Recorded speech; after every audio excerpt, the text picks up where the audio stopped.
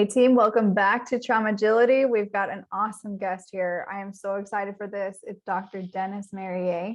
He is a doctor of naturopathic medicine, a ecopsychologist, a wilderness therapy guide, and he has a podcast called Groomed. I'm so excited to introduce you to the show. Hello, how are you? Hi, Haley. Thank you for having me. I'm so excited to be here. Your podcast has made such a difference in my life personally already, and I'm loving sharing it. Thank you. Thank you. So I listened to your podcast, Groomed, all the way through, and it is just an amazing story. And I connected with so many different pieces about it. And I think the whole world really needs to know about your story because you were sexually molested by a high school teacher, right? And it's about your journey through that and what you learned from it. And I won't steal the platform from you, but I just wanted to introduce to the viewers how important this is, because 1 in 6, right? 1 in 6 boys are sexually molested in their lifetime. And I feel, and I think that you feel too, that is severely underreported as well. And no one talks about it. So we are here to talk about it. Well, thank you for having me to talk about this too. And I know it's not an easy topic, having lived through it. And yeah, the current statistics are 1 in 6 males have been sexually abused in childhood. The statistics for females is 1 in 4. I personally feel, and a lot of other people I think are feeling the same way, that statistic is probably a lot higher for males due to the stigma and the shame. Males just don't talk about it. And there's always this part of being a survivor of sexual abuse where the victim or the survivor feels it was their fault somehow. And being a male, with such a visible response of getting an erection or having an ejaculation, plays into that even more than just thinking, oh, I put myself in the wrong situation or I didn't get out of that situation. And a lot of my survivor guilt was around the fact that, I didn't take myself out of that situation, even after it had happened the first couple of times. And that's something I'd like to bring up too, is this idea of a shame loyalty, almost a loyalty to the shame of having gone through that, because it got to the point where I couldn't let anybody know this happened because my life as I knew it would be over, because I felt I would get blamed.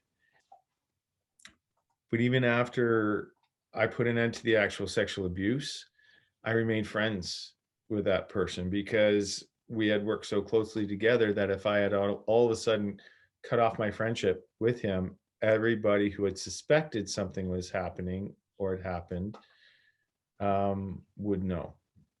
And they don't talk about that that I've found yet in current psychological research or circles. So, they talk about trauma bonding. They talk about Stockholm syndrome.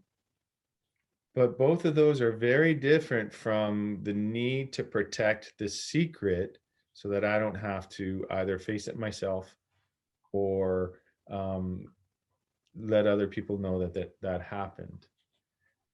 Right.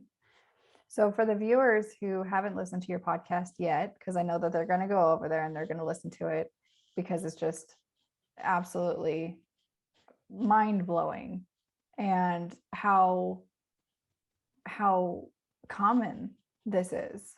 And as a trauma therapist, I've had clients in my office talk about this, right? But they don't want to talk about their story to other people because of that shame that you were talking about. So can you give listeners just a little background about your story and what happened to you? Sure. Yeah. And the podcast itself is set up as a conversation between my oldest and best friend from childhood, and we're as different can be. And both of us over 50 years old. I consider myself, and hopefully he does too, lucky to have somebody that long in my life, and so he's been a witness to it, and he didn't know about a lot of it. So we actually unpack the story. And in season one, it is the story of my childhood and the things that had set me up for, because I was sexually abused, groomed and sexually abused as a child as well. But it was more couched in terms of something that wasn't quite as harmful physically or scary, more in terms of, say, play. But it really set up that erasure of boundaries where I considered myself just a sexual plaything. And then when I got into the situation in high school, I was 16 years old when the first rape happened with this teacher, a male teacher. And that's those experiences, and that went on for 3 years. 3 years before I'd put an end to it, to say, look, this has to stop happening. And then I went about my life and went into all kinds of rabbit holes and PTSD and night terrors. And I got to the point where, I did go to the police at one point in 1997 to say this happened. And the police said, listen, you're never going to be able to prove it. You're gonna have to have dates and everything. They're going to drag you and your family through the mud. And unfortunately, being a faggot's not a crime anymore, Wow. is how they just wrote it off. And then I said to myself, wow, I am never going to try to deal with this ever again. The 10 years that followed that were definitely the worst 10 years of my life, until I found myself in southern Utah in a canyon. Woo woo, Utah. On my fourth vision quest there, where I told my story for the first time in a sacred circle publicly, to other people that were part of that vision quest experience. Wilderness Rite of Passage. That was when I was doing my master's in ecopsychology. So, and I took it out to the canyon for 3 days and 3 nights on a water fast, and with all intentions of just letting it go and just saying, okay, this happened to me. I'm going to do this, this physical challenge. I'm going to tell my story. These people are going to hear me. They're going to mirror it back. And then I get to be healed and go back to life. And a lot of that happened. But what mostly happened was I realized I had to go to the police again, because I could not live with myself with that out there. And when I told several members of my community back home, they're like, he could still be doing this, which never crossed my mind. I thought I was the only one that it had happened to. And then shortly after that, I heard from somebody else. They were reminiscing about this high school teacher, and they're like, hey, yeah, don't go on his boat. You know what happens. And I'm like, what? I never told anybody about that. Like, he's telling my story. And I said, what are you talking about? He said, oh, he was known for that.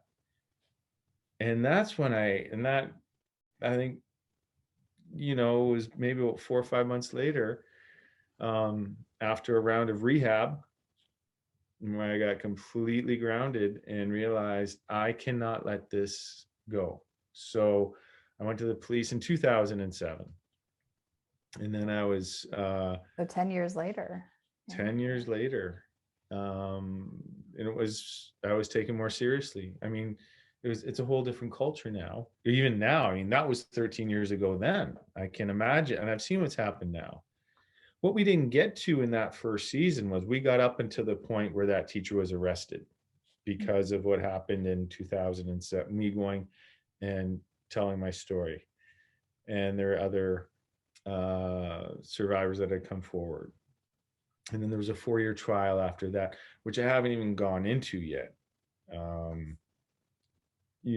that'll be coming up as I bring other experts in trauma and legal matters into the podcast, other survivors, to help them go through that, have that experience that I had of being heard and being listened to. And I think that's so important for the healing journey. So that's basically, season 1 up until that person was arrested. Yeah. But it's very honest in terms of, this is my best friend sitting across from me, needing me, ask me questions that he'd wanted to ask me his whole life. And I can't tell half a story. I couldn't, and even with the memoir that I'm nearly finished, I really got hung up on the parts where I have to talk about those years that led me up to having to go to rehab. All the self-medicating and all the escaping and stuff like that. So it's helpful to, I don't think everybody has to tell everybody all their stories, all parts of their stories, the way I have, or that I share in certain company.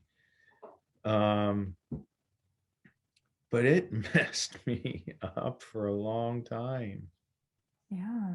So when And you're in Southern Utah in this circle, what helped you come forward with that information to share it in a circle of people for the first time? when we do a wilderness rite of passage like this, in the indigenous communities known as a vision quest, um, with being careful not to culturally appropriate that term and whatnot, but it's a ceremony. Um, so we refer to them as wilderness rites of passage or a vision fast, because it's basically a water fast. We always start out with, okay, well, what's the intention? It's a rite of passage. What we're doing is we're going out to challenge yourself, to face your fears, to sit with yourself and to get the answers you need because you feel stuck, or this is a rite of passage. People who face, a life-limiting diagnosis can do these. People going through a divorce or an engagement, teenagers, middle life, people transitioning into their elder years. We've lost so many of our rites of passage in our westernized world. So there's a structure to that. And the first thing is, well, what's my intention? What is my intention to do? Why am I doing this? And a lot of times it's really focused on one question or one situation. And then there's the preparation, where we say we let go of our old world, because once we cross that threshold and we go into that liminal phase, into that threshold time where we're doing the work, and it's whatever you do by yourself in the wilderness with, a bare minimum of survival. You get a tarp, some water, or, in Ontario, I say bring a tent because mosquitoes are awful. It's not about suffering. It's about challenging yourself and facing your fears. And you really sit with it. And then on the third or the fourth night, depending on what you set up. Oh, but first you sit in circle with everybody else that you're doing it, even, or if it's just the person that's guiding you, and you tell your story and you state your intention, and then you do your preparations, and then there's a ceremony. Like, we actually smudge people. There's a threshold that we build, and people are smudged out, or blessed out, whatever it is. And once you cross that threshold, you basically are in the spirit world. You're invisible to us and everybody else. Even if you're close by, like, we try to let everybody be in their own bubble. doing the work, self-generated ceremony, whatever that looks like, saying goodbye to yourself, saying goodbye to the past. I've done them where I've had full-on conversations with pine cones that stood in for people in my life that have caused me harm. And then you come back from that, you recross the threshold, and you're welcomed back. And there's a celebration and a feast, and then time spent in that sacred circle again, where you tell your story of what happened on your rite of passage.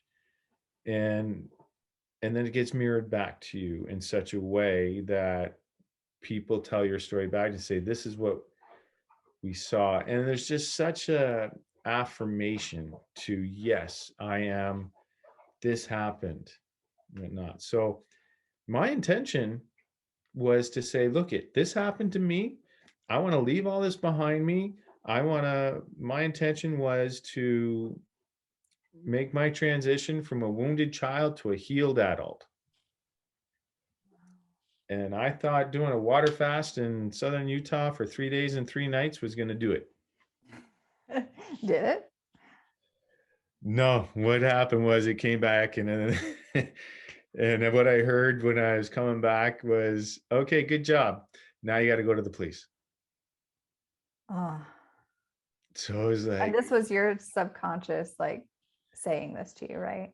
this is the bigger than me world, the natural world. Yeah. I mean, so when I told my story for the first time in that first sacred circle, one of the facilitators like just roared, saying, this is not okay. And you go out there and you give that pain to the wind. You give that pain to the earth. The earth can take that. You do not need to hold on to this anymore. So there was that validation, and there was this crazy windstorm that came up. It did blow a lot of it right out of me along with my tent, but And the mosquitoes. yeah, well, no, we were in Utah. There weren't any mosquitoes there at that time. So it was really powerful, but it just opened up another door. And that's what opened up a 10-year vision quest for me of having to go through going to the police, making my case, being a principal witness in a trial that stretched out over 4 years. And with him being found not guilty at the end due to a technicality and a part of my testimony that, I got confused on the stand at one point, but I was told, listen, you can't just keep changing your story. The whole thing, the trial, was just so traumatizing because I'd never had to tell my story or be examined or cross-examined or details. I was getting flashbacks on the stand. I was getting triggered. It was the most traumatizing thing I'd ever been through, to tell you the truth. And then at that time, and this is in Canada, in 2011, when the verdict was read, had that teacher been found guilty, it would have been the first time in Canada a male teacher would have been convicted of sexually abusing a male student. And it's happened since now, and there's finally, picking up. But like I said, it's a completely different culture. But I went downhill after the trial too. It's been a bit of a long haul. No one can blame you. And anybody who has been through these trials knows that it is stressful. And you have these two parts of you, right? Because you were groomed by them. And I know that, like, groomed is not a word that we use a lot as a society. And I really feel like we need to use that, start using it right now. Groomed, that's a thing. And when you have this part of you that's groomed, there's a narrative with that grooming of don't say anything, keep it a secret, it's our little secret. And then it makes you doubt yourself because here's reality, right? And here's what you experience, and here's what society's telling you. but deep down in you, there's that. So it's a clash of values. And then that creates the shame, that creates that polarization between the I need to do this to protect them, because that's what we were groomed to say and do. And then this is the right thing to do. But then there's still not that validation of this person's going to be brought to justice after this. They're going to have a consequence. They're going to have serve a consequence. So when you go against them, there's that uncertainty. And then if they win the trial, not guilty, then they can come after you. And that's the narrative. That's the fear of, this person now knows that I have exposed them. That's dangerous. And I now fear for my life. Which is why I didn't want to expose, because I was threatened with guns, that if I ever told anybody. Exactly. So there was, and you asked about the intent, and the intention that I brought out, that I came out of that fourth vision quest with, was, and I was really doing a deep dive into Buddhism, my Buddhist studies back then, and thank God for that. And it was, and even that master's degree was through Naropa University in Colorado, and I kept thinking, what's the kindest thing I can do? What is the kindest thing I can do? And I got the answer that the kindest thing I can do for myself is to tell the story. And the kindest thing I can do for the perpetrator is to tell the story, because the kindest thing in me telling the story, the kindest thing for him is I'm now giving him the opportunity to own his own behavior. Mm. So underneath it all, I'm thinking, this is the kindest thing I can do, because I'm not protecting the secret for us both anymore. And, you know, and I confronted him years before all this. And I said, we need to talk. And I told him I'd been through all kinds of therapy. I told him I talked to a lawyer once. I told him I'd even gone to the police once in 1997. And I said, but what I really need from you is an apology. And his apology was, quote unquote, I am truly sorry for what I did to you, but you need to know that I was in love with you.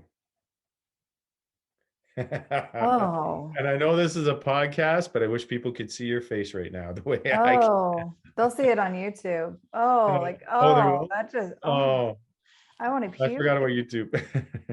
I want to puke. And that's what shut me right down. Mm. Um, for so many years, in so many ways. So I didn't want there to be any more harm at the end of it all. And to be honestly 100% truthful, I never expected it to go to trial, because this was a man who basically taught me how to shave. He was a mentor. He was a father figure. He um he was a colonel in the Canadian Army. Mm.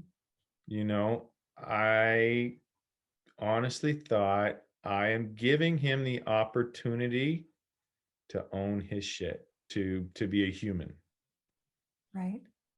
To be and accountable. to be accountable. Yeah. And the way he lied through everything and through the trial, and it just blew me away. And I was so naive. Um, I'm not faulting myself for being naive that way, because I still do think it was the kindest thing I could have done I for believe both of so us. too. Well, not just you too, but other survivors that he had. And I mean, from what that other person was saying through their story, you weren't the only one and he wasn't the only one. And this person was known for this, which means that he was deliberately doing this to harm people. And yeah, for his own satisfaction, Mm-hmm. you know, in his mind. Maybe he wasn't doing it to harm people. In his mind, he was doing people nice things, or hey, if it feels good, what do you got to complain about? Which is adds into the shame again, you know. Not to mention that I was passed out drunk the first 2 or 3 times it happened. And then after a while, got drunk enough. I'm like, yeah, go ahead. You know, so I did become complicit after a while until I was like, no, no, no, no. You know, and then the whole idea behind grooming is that's what grooming does. And we don't talk about it enough. You're right. Um, that's why I called it Groomed. And, you know, one of my therapists came up with that as a title. And I thought it was great. You know, I was going to call it Ashes of Stockholm at some point, you know, but, you know, some little allusion to Stockholm syndrome. And then I realized, it's too obscure. And besides, it's not Stockholm syndrome. I was never in love with him. I never wanted to protect him. I wanted to protect the secret, which is different from Stockholm syndrome. Right. And the grooming, and I was mentioning that I recently watched Leaving Neverland, the documentary of the two survivors of Michael Jackson's abuse. Mhm. And shockingly enough, they never mentioned the word groomed or grooming in that documentary, yet they obviously both were sickeningly so, but so were their parents. And that's what groomers do. That's their MO. They groom the parents or the guardians, so that they can get at their playthings, at their victims, you know, because that's all we ever were to them, was something for their satisfaction, which really leads into this whole lifelong belief that I'm just here for somebody else's pleasure. My pleasure doesn't come into it, you know, which feeds into the intimacy issues, which feeds into I only want one or two friends. I don't want more than one friend. Or somebody gives me a compliment. I'm like, what do you want? Right? I think you just nailed it on the head. Nailed it. 100%. We do have those thoughts, and it becomes our narrative and it becomes our story. Mhm. How do you push past that?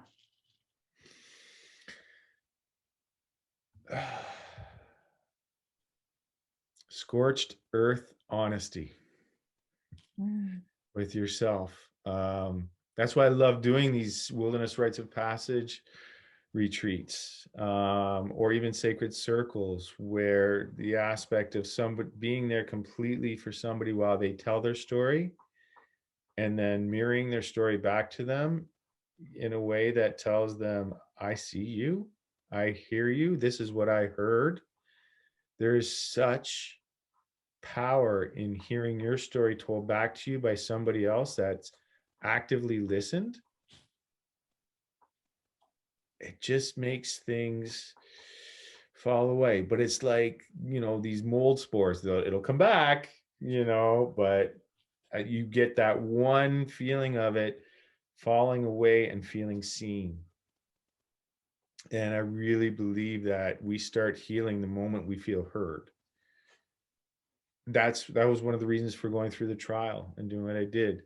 I even had one of my psychologists that I was working with at the time after the trial ended, and I said, I don't feel good. I don't feel better about myself. And he was just very exasperated. And he said, look, you went to the police. They believed you. He was arrested. There was a trial. You spent 8 days on the stand. You told your story. Okay, so you know he was found not guilty. Like, what more do you want? How can you not feel heard? That was an actual question. Yeah, it was actually our last session too, Uh, but yeah. I'm like, you know what? I don't think you get it, because I don't even get it. I don't know what to tell you, but no, it didn't. So then, you know, I went through some more troubled years and a couple more pretty bad deep dives into some bad behavior and self-harming, and you know, losing jobs here and there. And I said, you know what? I'm going to write this memoir.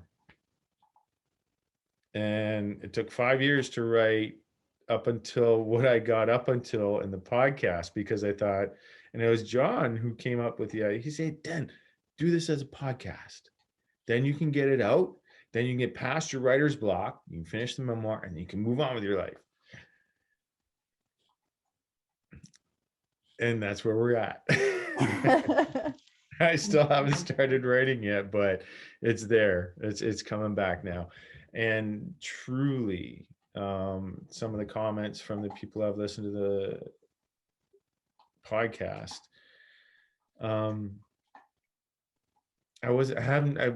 I'm still processing them, because I'm finally starting to feel heard, more from other people that say, or that are saying, thank you. Your story helped me. And I think that's where, not that there needs to be a reward, but I think that's where the validation comes in sharing a story. Do you hear some of the negative comments on the other side of like, oh, the stigmatized, like males can't be raped and things like of that nature? I have not heard any of that to my face yet. I'm still getting the social media platforms going for the podcast. So I haven't seen any of those. There hasn't been anything like that. So far, it's been mostly positive. Any negative comments have come from, unfortunately, people that are very close to me, like family members, but it's hard for them. That is a thing. And I Mm. want to mention that too, is because your family might be your biggest non-supporters through this time because of their guilt and their shame of, I didn't protect them. And then they project that shame onto you. And it causes this disconnection. Yeah, yeah, you're right. And I think that's, it's nothing that's been like too, out of the box or hurtful. It was just more of an attitude, more of a slight comment that I was able to say, okay, this isn't for them. This isn't their story. But in fact, it makes me wonder that, what are they covering up in such a way, But I mean, that's, I've not had any other negative comments, only support. And like I say, the ones that mean the most to me are the people that have reached out to say, wow, thank you for sharing your story. I want to share my story, which is why in, the coming up seasons of Groomed, I would like to offer that opportunity for that platform for other survivors and their family members as well, to tell their story. So because of the healing in that. And so, and I can't imagine, like, listening to, at the end of that, Leaving Neverland, what the mothers have gone through. My own mother has been an incredible support all the way through, and she's a survivor of some pretty horrible abuse herself. So it was hard knowing that this would be triggering for her, but she's been amazing. And I can see some healing happening with her in her own story, even though we don't really talk about it. Right, right. Now, kind of switching gears here, because I think another important thing to bring up is being a professional in the field, right? And having trauma.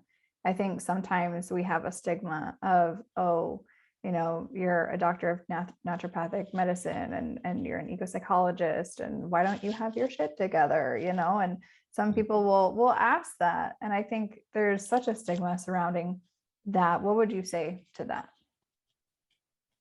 Mm. Yeah, and thank you for that question, because that is, although nobody said it expressly, I can tell when people are thinking it. And I've been very clear from the get-go, listen, I'm not healed. I am still going through this. And I've got a couple more vision quests already planned, because I've still got to work through some stuff. But I know I'm far enough along my healing journey, and I've gone through and tried so many different things, I'm solid enough to be a resource and to help others, or at least point them in the right direction. The very least I can do is to sit down and give them the gift that has been given to me and listen to their story and offer it back to them to say, I believe you. I'm sorry this happened to you. How can I help? And those are my guiding principles. Knowing enough and working with my therapists to know when I get flooded or overwhelmed, to be able to say, okay, I think I've gone as far as I can go right now.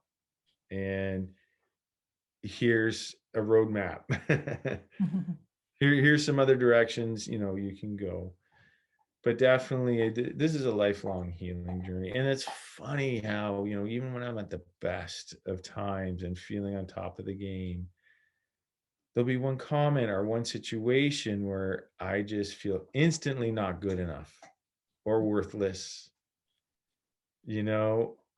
And again, that's where maybe the meditation, the mindfulness, the Buddhism comes in, where it's like I'm able to witness, to say, oh, you were just feeling worthless. How did that come up? And then I'll journal over it. It's constant work. And it's usually a younger version of you trying to be heard, right? Yeah. Yeah, I've done a lot of work around bringing in a safe space for the younger me. Lego is my therapy. Yeah. Yeah, every once in a while I go off the rails or whatever, and you know, my mom will send me a Lego kit in the mail, or she'll order one if I'm in town. She knows. But it helps me just to get my mind back from being all over the place. Um, a while ago, I found my old teddy bear from when I was a little child in going through a box. And he's in my bedroom, sitting up on the shelf, looking out. And I'm like, and this is work I do with my own therapist around the inner child, right? I'm like, I have to make a safe space for that little boy to feel safe. It's really important to do that. Absolutely. And I kind of, I'm a nerd. I'm a Marvel nerd, a DC nerd. Like, I love Harley Quinn. The Loki series came out recently. And I love this analogy of having like a multiverse, but different versions of you. And they can be completely different, but still have some similar characteristics. And at the exact same time, they're living these almost like this double life, right? But that's how trauma works, is that you're stuck in the age that it happens. And so I have a 5-year-old me. I have a 12-year-old me. I have a 16-year-old me. And so giving them that circle, that safe circle, that platform to be able to express how they feel and say, I'm feeling scared. What do I do? And that's when you come in, mindfulness, right? Adult self of what you know now, and give them wisdom and give them that healing power of, I believe you. I hear you. I know it's scary for you, and I will protect you. I will love you. I will connect with you. And so you are doing that for you, even if you don't have a support system. You can rely on your inner strength for that. It's so important. And to recognize it the way you said, and to say, I am here for you. Mm. Yeah. The little ones need to hear that all the time. And it's funny how we get kind of sideswiped at the age where the abuse happens. Because, I notice when, times I do act out, it's either the 5-year-old me, when it first happened when I was a little kid. But a lot of times lately, it's been the 16, 17-year-old me. And, I'll stomp around and act like a petulant teenager. Mhm. And then I catch myself, I laugh, and I'm like, okay. And those are the times I'll go for a ride in the car. I'm like, okay, how every 16, 17-year-old wants to go practice their driving, those are the times I get in the car and I drive. So it's knowing what is going to soothe that wounded part of you. Ah, so beautiful. So beautiful. Dennis, where can people find you?